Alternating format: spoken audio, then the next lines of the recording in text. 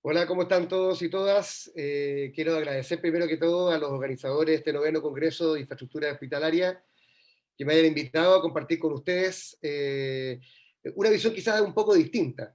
Yo creo que si algo hemos aprendido este tiempo es que tenemos que integrar las distintas disciplinas en el territorio. Creo que el debate que estamos teniendo hoy día sobre el nuevo país que queremos en el marco del desarrollo o la nueva constitución también tiene que traducirse en un nuevo tipo de debate sobre las ciudades que estamos construyendo, sobre las comunes y sobre las regiones. Como ustedes saben, vamos a tener por primera vez elecciones de gobernadores regionales en todo Chile en abril próximo, junto con las elecciones de convencionales y también de alcaldes y concejales. Y de verdad, creo que es una oportunidad, sobre todo en el caso del Gran Santiago, de tener por primera vez un debate político sobre el tipo de sociedad y el tipo de ciudad que queremos.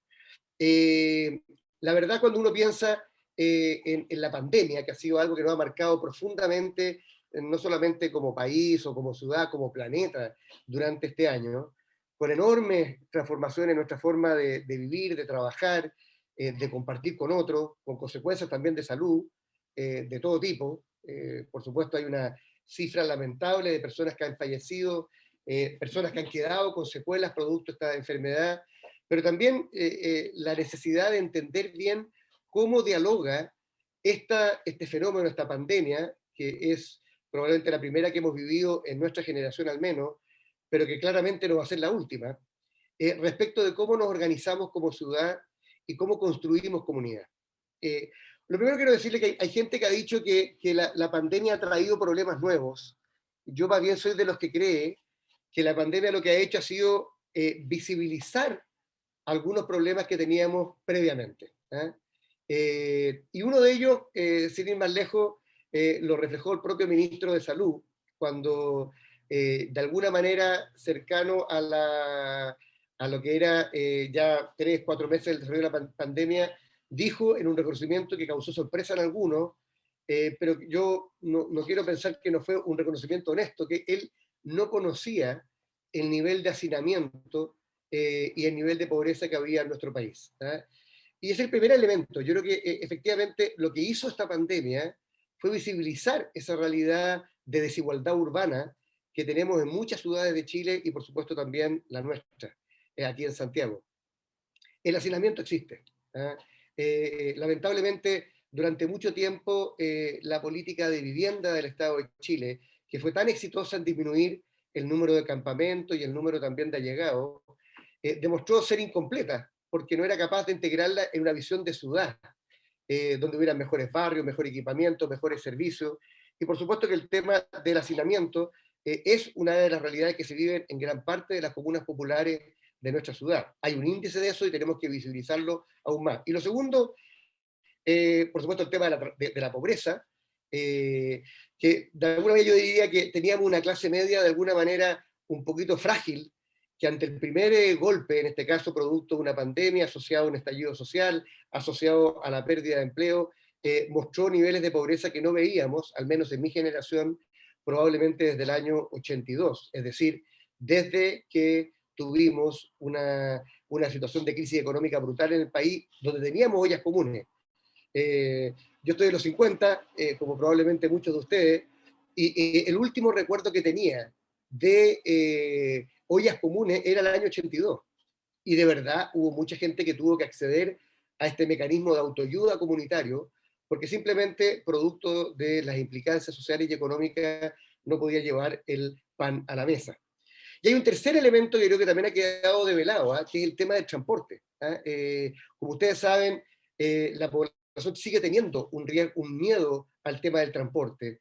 Un transporte público que es largo, que muchas veces es hacinado, y que en consecuencia hace que la gente que habitualmente lo ocupaba para ir al trabajo, de alguna manera hoy día piense que el transporte público es menos seguro. De hecho, el incremento no se ha podido medir todavía, pero yo que soy un ciclista urbano se los puedo decir, el incremento del uso de la bicicleta como un medio de transporte alternativo, al menos para los viajes de más corto alcance, da cuenta también de esta realidad que yo estoy señalando. Entonces, la discusión de qué tipo de ciudad, qué tipo de movilidad vamos a tener en la ciudad, también es algo que era previo a la pandemia, pero que probablemente se ha visto visibilizado y se ha visto también agravado en el marco de esta pandemia que hemos vivido como planeta y también como ciudad.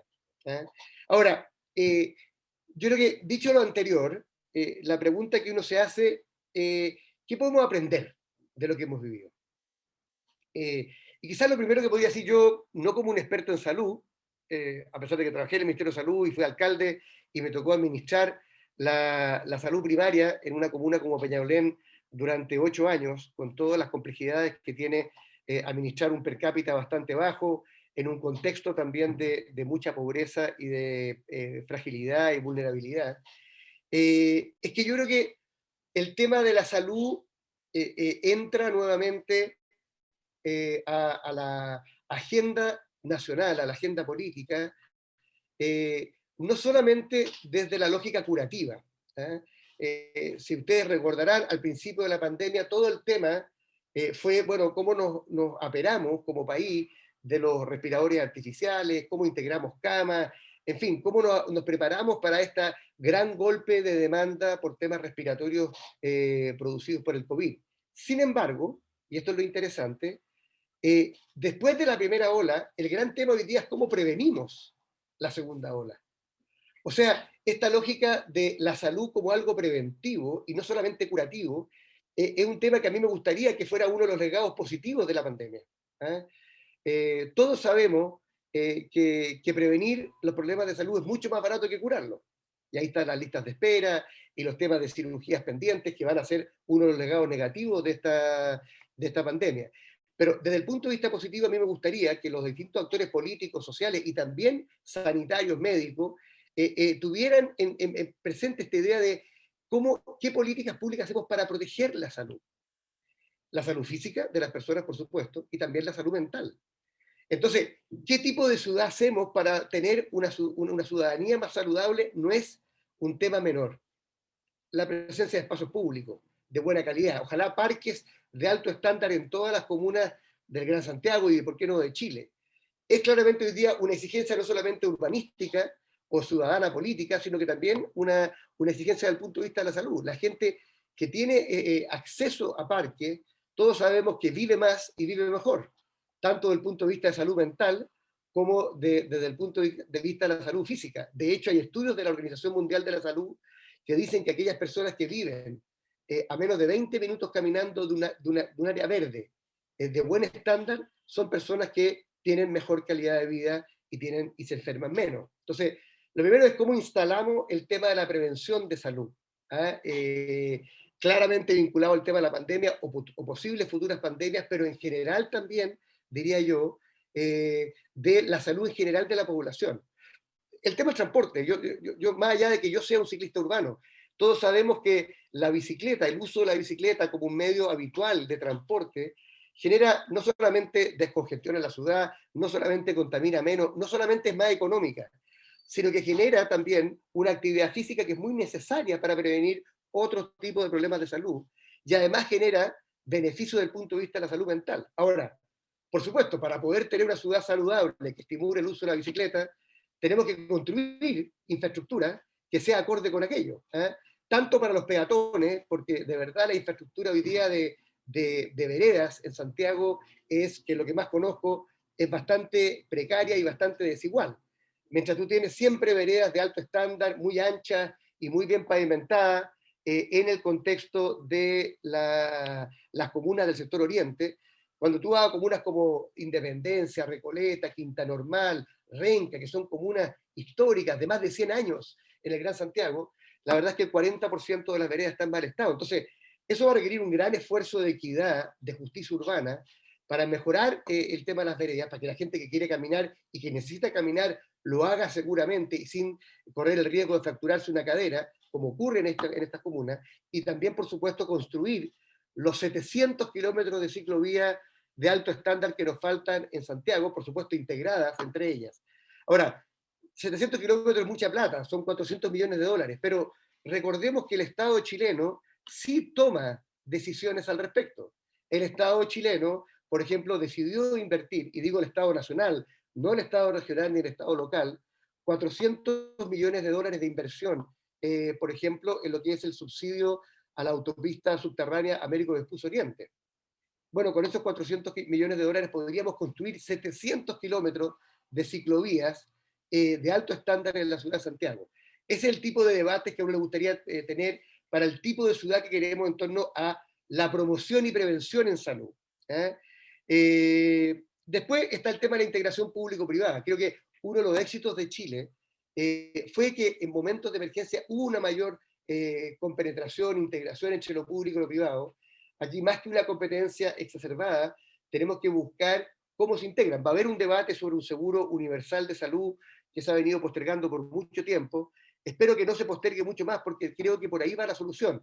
Tener prestadores públicos y privados, pero un seguro común que de alguna manera rompe esta dicotomía entre ISAPRE y FONASA.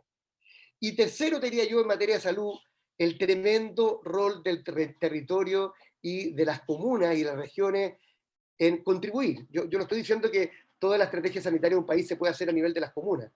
Lo que me queda claro es que no se puede hacer una buena estrategia sanitaria para Chile sin una participación activa y sin una escucha activa a los municipios y también a las regiones. Creo que si hay un error que se cometió durante esta pandemia, tuvo que ver con esta idea de que se podía prescindir de esa información. En los temas de trazabilidad, en los temas de ayuda a las personas contagiadas, en los temas del tema sanitario, el municipio es fundamental. Puede que no tenga la última palabra, pero no puede no tener ninguna palabra. ¿Ah?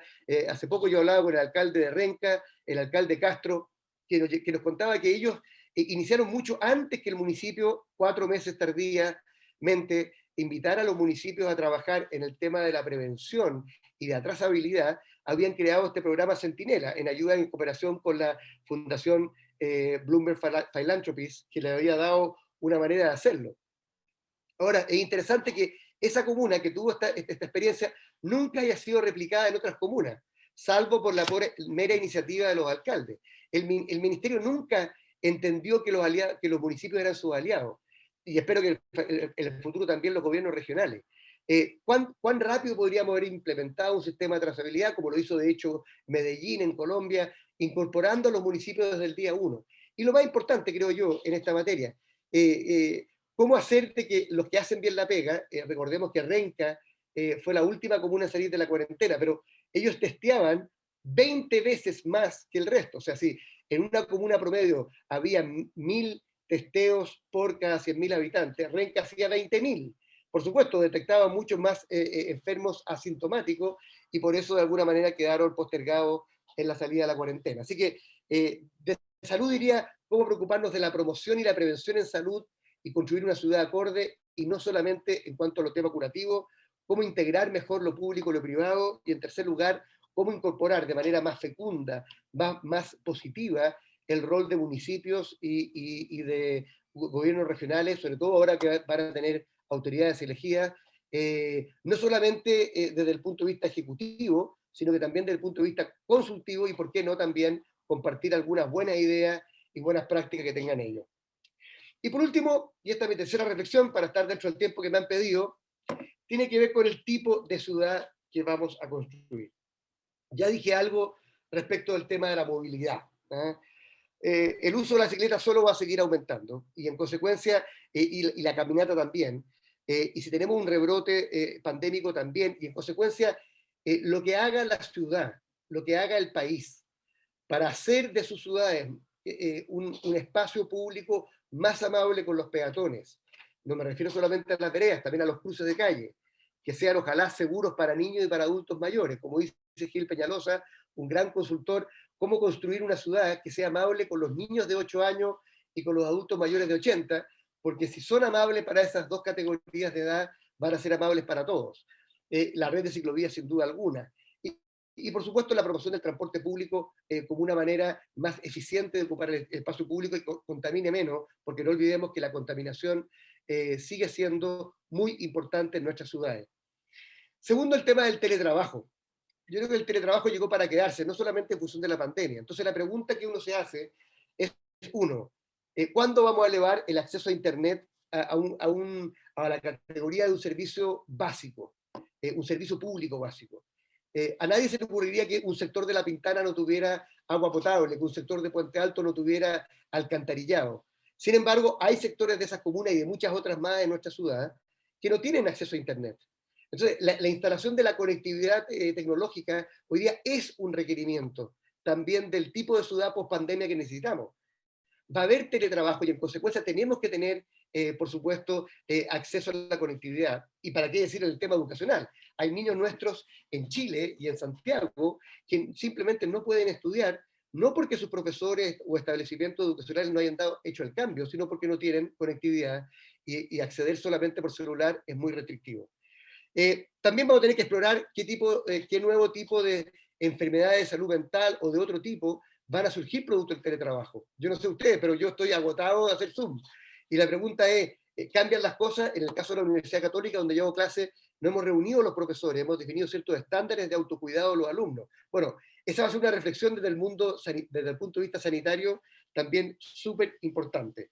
Eh, yo creo que de alguna manera tenemos que pensar estos temas de movilidad, estos temas de teletrabajo, creo que además están vinculados, porque en el momento que hay cierto tipo de teletrabajo, uno puede diferenciar las horas de entrada también a los trabajos para aminorar un poco el tema de la hora punta en materia de congestión. Uno puede también ayudar a que las personas tengan días presenciales y días también remotos, aquellos que puedan hacerlo, por supuesto.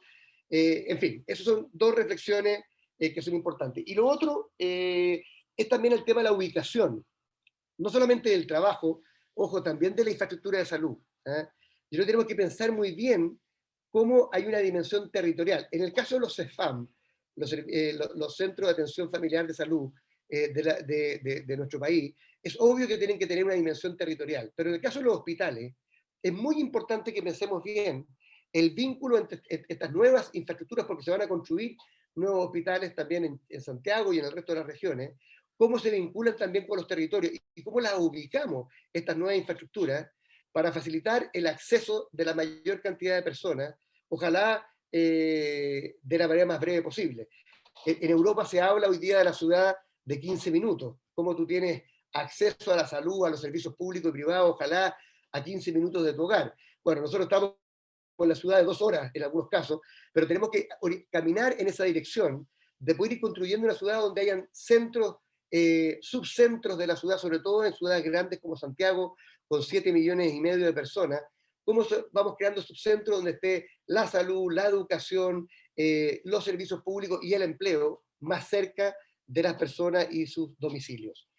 Entonces, como se darán cuenta, yo soy de las personas que creo que la pandemia nos ha golpeado duro, económica, social, sanitariamente como país, pero también ha tenido dos grandes virtudes. Una, ha visibilizado problemas que teníamos previamente en transporte, hacinamiento, pobreza, ha generado buenas prácticas y un buen debate en materia de salud, porque ha establecido el tema de la promoción y la prevención de salud como un gran tema de política pública, ha planteado la necesidad de integrar lo público y lo privado, y también ha reivindicado el rol de los territorios como un aporte a las políticas de salud. Y en tercer lugar, creo que va a tener algunos cambios, el tema de los espacios públicos, el tema de la movilidad, sobre todo pensando en peatones y ciclistas en la ciudad, y también el tema del teletrabajo con su componente de salud, que también es importante, y por supuesto también de acceso universal a Internet, y también esta idea de que las infraestructuras de salud estén más cerca de la gente. Así que yo creo que uno siempre tiene el deber como servidor público, yo hoy día no lo soy, pero como muchos de ustedes saben, estoy tratando de serlo. El próximo domingo 29 tenemos primarias para la elección de gobernador y yo soy un candidato a ese cargo, pero cualquiera sea el rol que cada uno de nosotros asuma, público o privado, como ciudadano común y corriente, como autoridad, creo que la pandemia no puede haber sido en vano. Tenemos que sacar las lecciones correctas, tenemos que hacer los cambios que nos permitan enfrentar nuevas pandemias en el futuro, no solamente un rebrote del COVID, y lo más importante, hacer una ciudad que sea más humana, más digna e igualitaria para todos, que al final también se traduce en un tipo de ciudad que es más saludable para la gente. Ese por lo menos es mi visión, ese es mi compromiso. Muchas gracias por la invitación y espero que estas reflexiones al menos contribuyan desde una mirada distinta quizás de los territorios, de la política y del servicio público, a esta gran reflexión sobre en la importancia de la salud y también de la infraestructura hospitalaria. Muchas gracias.